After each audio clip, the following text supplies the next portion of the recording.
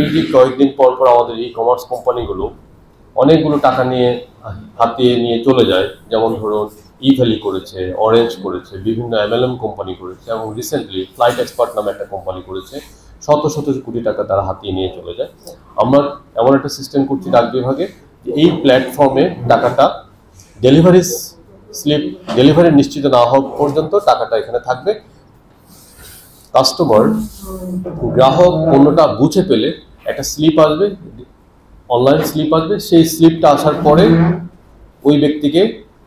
ওই ব্যক্তি পণ্যটা ক্রয় বাবদ যে টাকাটা দিয়েছে সেই টাকাটা বিক্রেতার কাছে পৌঁছবে।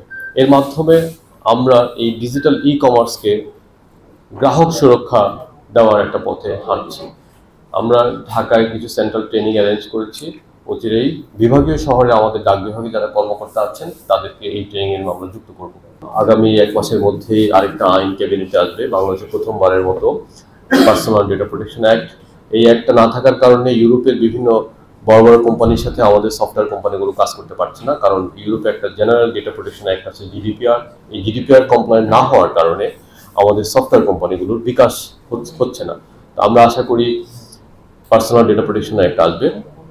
এর বাইরে আমরা বর্তমানে হাইটেক পার্ক আইন নিয়ে কাজ করছি, টেলিযোগাযোগ অ্যাক্ট যার মাধ্যমে ইন্টারনেট শাটডাউন করা যায়, এই একটা নিয়ে কাজ করছি, এবং সার্ভেলেন্সের যে নজরদারি এবং আড়ি পাতার যেই মহামারী মাধ্যমে আমাদের রাজনৈতিক নেতৃবৃন্দকে গুম, খুন এবং হয়রানি করা হয়েছে, সেই সার্ভেলেন্স খাতেও আমরা একটা নিয়ন্ত্রণ আনার চেষ্টা করছি।